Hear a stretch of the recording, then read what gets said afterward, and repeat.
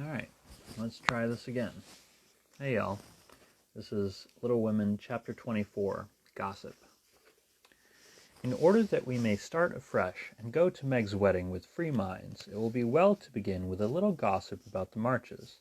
And here let me premise that if any of the elders think there is too much lovering in the story, as I fear they may, I'm not afraid the young folks will make that objection. I can only say, with Mrs. March, what can you expect when I have 4 gay girls in the house and a dashing young neighbor over the way? The 3 years that have passed have brought but few changes to the quiet family. The war is over, and Mr. March safely at home, busy with his books and the small parish which found in him a minister by nature as by grace. A quiet, studious man, rich in the wisdom that is better than learning, the charity which calls all mankind brother, and the piety that blossoms into character, making it august and lovely.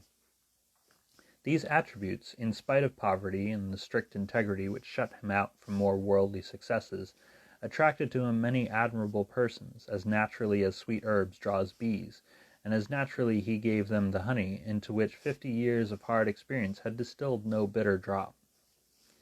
Earnest young men found the gray-headed scholar as young at heart as they. Thoughtful or troubled women instinctively brought their doubts to him, sure of finding the gentlest sympathy, the wisest counsel. Sinners told their sins to the pure-hearted old man, and were both rebuked and saved. Gifted men found a companion in him. Ambitious men caught glimpses of nobler ambitions than their own, and even worldlings confessed that his beliefs were beautiful and true, although they wouldn't pay. To outsiders, the 5 energetic women seemed to rule the house, and so they did in many things. But the quiet scholar, sitting among his books, was still the head of the family, the household conscience, anchor, and comforter. For to him the busy, anxious women always turned in troublesome times, finding him, in the truest sense of those sacred words, husband and father. The girls gave their hearts into their mother's keeping, their souls into their father's, and to both parents, who lived and labored so faithfully for them, they gave a love that grew with their growth and bound them tenderly together by the sweetest tie which blesses life and outlives death. Mrs. March is as brisk and cheery, though rather grayer, than when we saw her last, and just now so absorbed in Meg's affairs that the hospitals and homes still full of wounded boys and soldiers' widows decidedly missed the motherly missionary's visits. John Brooke did his duty manfully for a year, got wounded, was sent home, and not allowed to return. He received no stars or bars, but he deserved them, for he cheerfully risked all he had, and life and love are very precious when both are in full bloom. Perfectly resigned to his discharge, he devoted himself to getting well, preparing for business, and earning a home for Meg. With the good sense and sturdy independence that characterized him, he refused Mr. Lawrence's more generous offers, and accepted the place of a bookkeeper, feeling better satisfied to begin with an honestly earned salary than by running any risks with borrowed money.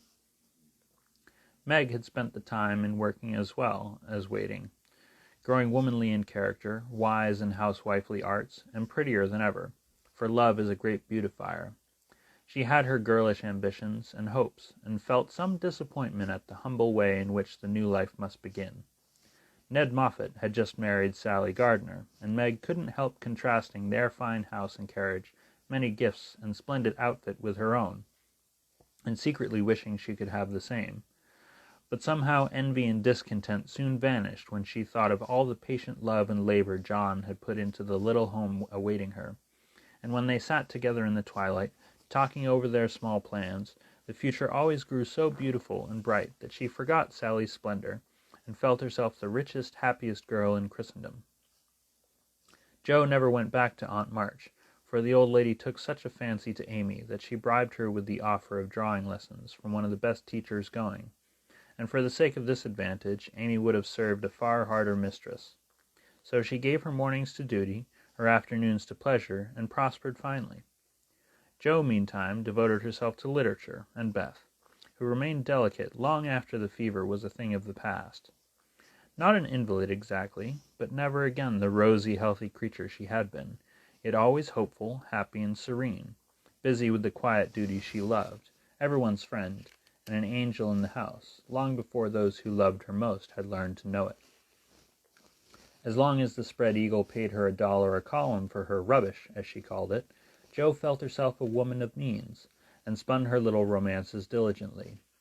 But great plans fermented in her busy brain and ambitious mind, and the old tin kitchen in the garret held a slowly increasing pile of blotted manuscripts, which was one day to place the name of March upon the roll of fame. Laurie, having dutifully gone to college to please his grandfather, was now getting through it in the easiest possible manner to please himself. A universal favorite, thanks to money, manners, much talent, and the kindest heart that ever got its owner into scrapes by trying to get other people out of them, he stood in great danger of being spoiled, and probably would have been, like many another promising boy, if he had not possessed a talisman against evil in the memory of the kind old man who was bound up in his success, the motherly friend who watched over him as if he were her son, and last but not least by any means, the knowledge that 4 innocent girls loved, admired, and believed in him with all their hearts. Being only a glorious human boy, of course he frolicked and flirted, grew dandified, aquatic, sentimental, or gymnastic, as college fashions ordained, hazed and was hazed, talked slang, and more than once came perilously near suspension and expulsion. But as high spirits and the love of fun were the causes of these pranks, he always managed to save himself by frank confession, honorable atonement, or the irresistible power of persuasion which he possessed in perfection. In fact, he rather prided himself on his narrow escapes, and liked to thrill the girls with graphic accounts of his triumphs over wrathful tutors, dignified professors, and vanquished enemies. The "men of my class" were heroes in the eyes of the girls, who never wearied of the exploits of "our fellows," and were frequently allowed to bask in the smiles of these great creatures when Laurie brought them home with him. Amy especially enjoyed this high honor, and became quite a belle among them, for her ladyship early felt and learned to use the gift of fascination with which she was endowed. Meg was too much absorbed in her private and particular John to care for any other lords of creation, and Beth too shy to do more than peep at them, and wonder how Amy dared to order them about so. But Jo felt quite in her element, and found it very difficult to refrain from imitating the gentlemanly attitudes, phrases, and feats, which seemed more natural to her than the decorums prescribed for young ladies. They all liked Jo immensely, but never fell in love with her, though very few escaped without paying the tribute of a sentimental sigh or two at Amy's shrine. And speaking of sentimental, brings us very naturally to the Dovecote. That was the name of the little brown house which Mr. Brooke had prepared for Meg's first home. Laurie had christened it, saying it was highly appropriate to the gentle lovers who went on together like a pair of turtle doves, with first a bill and then a coo. It was a tiny house, with a little garden behind, and a lawn about as big as a pocket-handkerchief in front. Here Meg meant to have a fountain, shrubbery, and a profusion of lovely flowers, though just at present the fountain was represented by a weather-beaten urn, very like a dilapidated slop-dole. The shrubbery consisted of several young larches, undecided whether to live or die, and the profusion of flowers was merely hinted by regiments of sticks to show where the seeds were planted. But inside it was altogether charming, and the happy bride saw no fault from garret to cellar. To be sure, the hall was so narrow it was fortunate they had no piano, for one never could have been got in whole. The dining room was so small that 6 people were a tight fit, and the kitchen stairs seemed built for the express purpose of precipitating both servants and china pell-mell into the coal bin. But once get used to these slight blemishes, and nothing could be more complete, for good sense and good taste had presided over the furnishing, and the result was highly satisfactory. There were no marble-top tables, long mirrors, or lace curtains in the little parlor, but simple furniture, plenty of books, a fine picture or two, a stand of flowers in the bay window, and scattered all about, the pretty gifts which came from friendly hands, and were the fairer for the loving messages they brought. I don't think the Parian Psyche Laurie gave lost any of its beauty because John put up the bracket it stood upon, that any upholsterer could have draped the plain muslin curtains more gracefully than Amy's artistic hand, or that any storeroom was ever better provided with good wishes, merry words, and happy hopes than that in which Jo and her mother put away Meg's few boxes, barrels, and bundles. and I am morally certain that the spandy new kitchen never could have looked so cozy and neat if Hannah had not arranged every pot and pan a dozen times over, and laid the fire all ready for lighting the minute Miss Brooke came home. I also doubt if any young matrons ever began life with so rich a supply of dusters, holders, and piece bags, for Beth made enough to last till the silver wedding came round, and invented 3 different kinds of dishcloths for the express service of the bridal china. People who hire all these things done for them never know what they lose, for the homeliest tasks get beautified if loving hands do them, and Meg found so many proofs of this that everything in her small nest, from the kitchen roller to the silver vase on her parlor table, was eloquent of home love and tender forethought. What happy times they had planned together, what solemn shopping excursions, what funny mistakes they had made, and what shouts of laughter arose over Laurie's ridiculous bargains. In his love of jokes, this young gentleman, though nearly through college, was as much a boy as ever. His last whim had been to bring with him on his weekly visits some new, useful, and ingenious article for the young housekeepers. Now a bag of remarkable clothespins. Next, a wonderful nutmeg grater which fell to pieces at the first trial, a knife cleaner that spoiled all the knives, or a sweeper that picked the nap neatly off the carpet and left the dirt. Labor-saving soap that took the skin off one's hands, infallible cements which stuck firmly to nothing but the fingers of the deluded buyer, and every kind of tinware, from a toy savings bank for odd pennies to a wonderful boiler which would wash articles in its own steam, with every prospect of exploding in the process. In vain Meg begged him to stop. John laughed at him, and Joe called him Mr. Toodles. He was possessed with a mania for patronizing Yankee ingenuity, and seeing his friends fitly furnished forth, so each week beheld some fresh absurdity. Everything was done at last, even to Amy's arranging different-colored soaps to match the different-colored rooms, and Beth's setting the table for the first meal. "Are you satisfied? Does it seem like home, and do you feel as if you should be happy here?" asked Mrs. March, as she and her daughter went through the new kingdom arm in arm, for just then they seemed to cling together more tenderly than ever. "Yes, Mother, perfectly satisfied, thanks to you all, and so happy that I can't talk about it," answered Meg, with a look that was better than words. "If she had only a servant or two, it would be all right," said Amy, coming out of the parlor, where she had been trying to decide whether the bronze Mercury looked best on the whatnot or the mantelpiece. "Mother and I have talked that over, and I have made up my mind to try her way first. There will be so little to do that with Lottie to run my errands and help me here and there, I shall only have enough work to keep me from getting lazy or homesick," answered Meg tranquilly. "Sally Moffat has 4, began Amy. "If Meg had 4, the house wouldn't hold them, and the master and Mrs. would have to camp in the garden," broke in Joe, who, enveloped in a big blue pinafore, was giving the last polish to the door handles. "Sally isn't a poor man's wife, and many maids are in keeping with her fine establishment. Meg and John begin humbly, but I have a feeling that there will be quite as much happiness in the little house as there is in the big one. It's a great mistake for young girls like Meg to leave themselves nothing to do but dress, give orders, and gossip. When I was first married, I used to long for my new clothes to wear out or get torn, so that I might have the pleasure of mending them, for I got heartily sick of doing fancy work and tending my pocket handkerchief." "Why didn't you go into the kitchen and make messes, as Sally says she does to amuse herself, though they never turn out well and the servants laugh at her?" said Meg. "I did after a while, not to mess, but to learn of Hannah how things should be done, that my servants need not laugh at me. It was play then, but there came a time when I was truly grateful that I not only possessed the will, but the power, to cook wholesome food for my little girls, and help myself when I could no longer afford to hire help.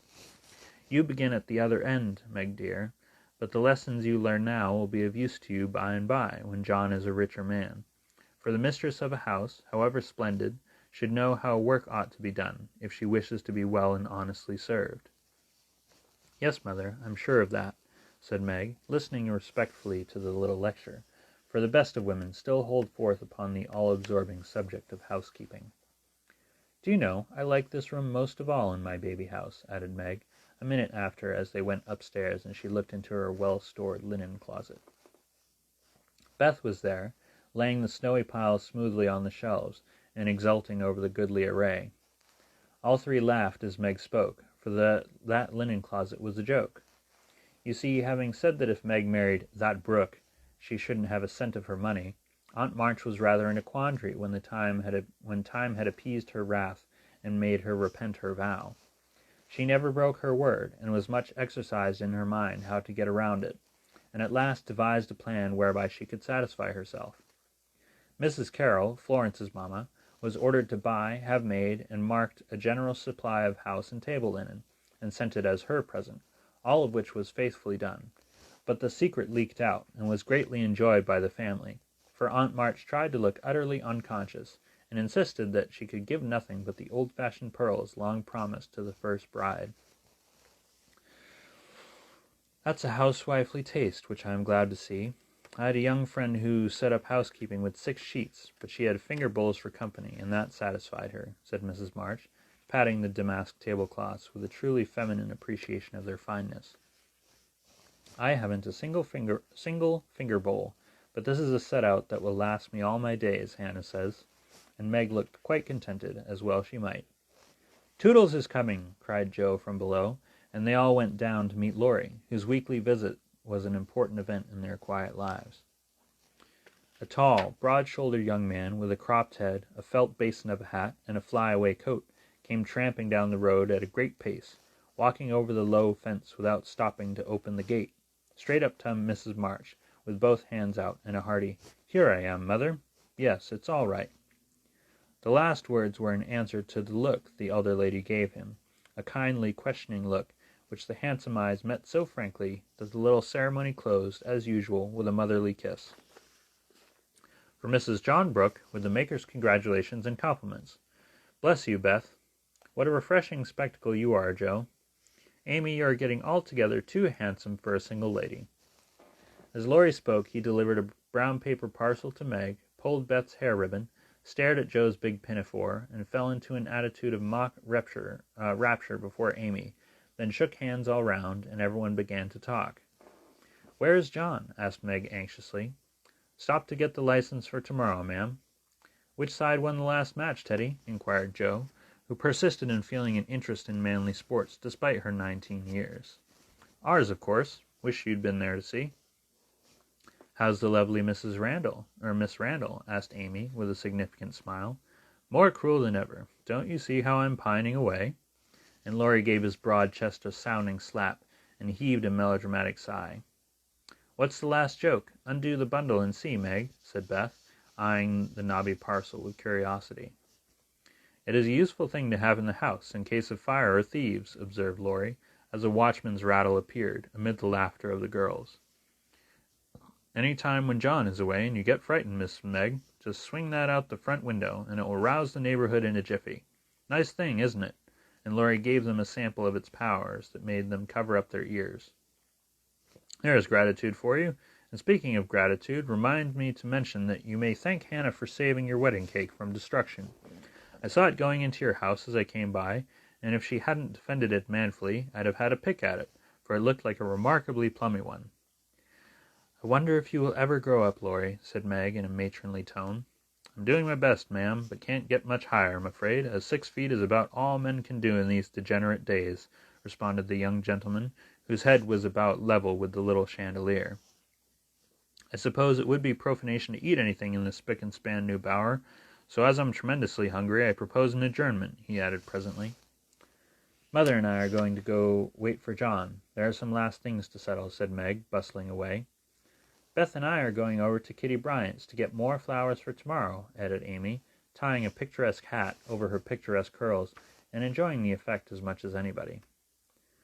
"Come, Joe, don't desert a fellow. I'm in such a state of exhaustion I can't get home without help. Don't take off your apron, whatever you do. It's peculiarly becoming," said Laurie, as Joe bestowed his especial aversion in her capacious pocket, and offered him her arm to support his feeble steps. "Now, Teddy, I want to talk seriously to you about tomorrow," began Joe, as they strolled away together. "You must promise to behave well, and not cut up any pranks and spoil our plans." "Not a prank. And don't say funny things when we ought to be sober." "I never do. You're the one for that." "And I implore you not to look at me during the ceremony. I shall certainly laugh if you do." You won't see me, you'll be crying so hard that the thick fog round you will obscure the prospect. I never cry unless for some great affliction. Such as fellows going to college, hey? Cut in Laurie, with a suggestive laugh. Don't be a peacock. I only moaned a trifle to keep the girls company. Exactly.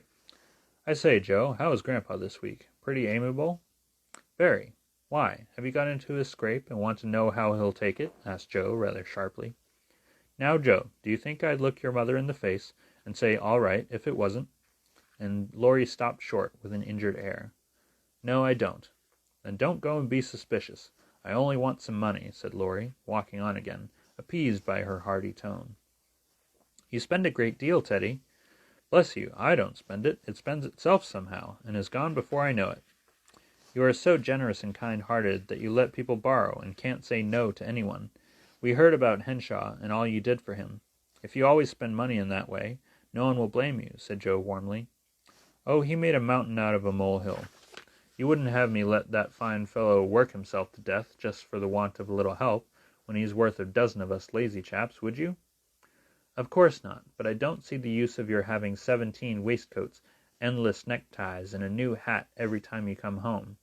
I thought you'd got over the dandy period, but every now and then it breaks out in a new spot.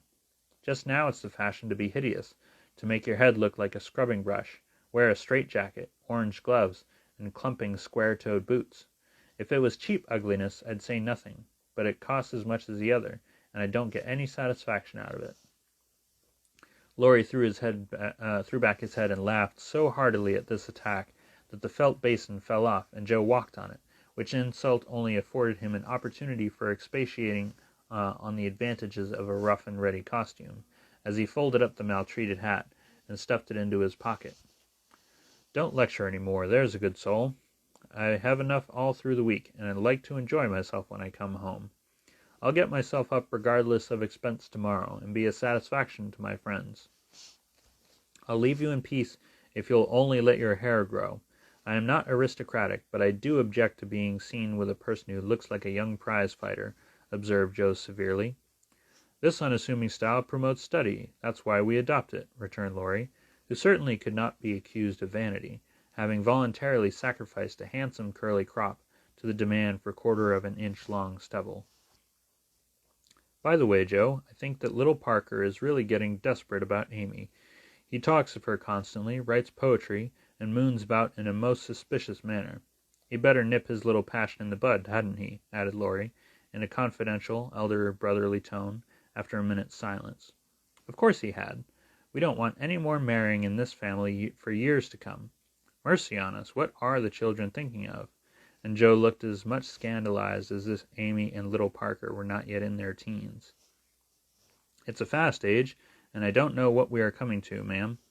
You are a mere infant, but you'll go next, Joe, and we'll all be left lamenting, said Laurie, shaking his head over the degeneracy of the times. Don't be alarmed. I'm not one of the agreeable sort. Nobody will want me, and it's a mercy, for there should always be one old maid in a family. You won't give anyone a chance, said Laurie, with a sidelong glance, and a little more color than before in his sunburned face. You won't show the soft side of your character, and if a fellow gets a peep at it by accident, and can't help showing that he likes it, you treat him as Mrs. Gummidge did her sweetheart. Throw cold water over him, and get so thorny no one dares touch or look at you. I don't like that sort of thing. I'm too busy to be worried with nonsense, and I think it's dreadful to break up families so. Now don't say any more about it. Meg's wedding has turned all our heads, and we talk of nothing but lovers and such absurdities. I don't wish to get cross, so let's change the subject. And Joe looked quite ready to fling cold water on the slightest provocation. Whatever his feelings might have been, Laurie found a vent for them in a long, low whistle, and the fearful prediction as they parted at the gate. Mark my words, Joe, you'll go next. And thus ends chapter 24. I love you all. Have a good night.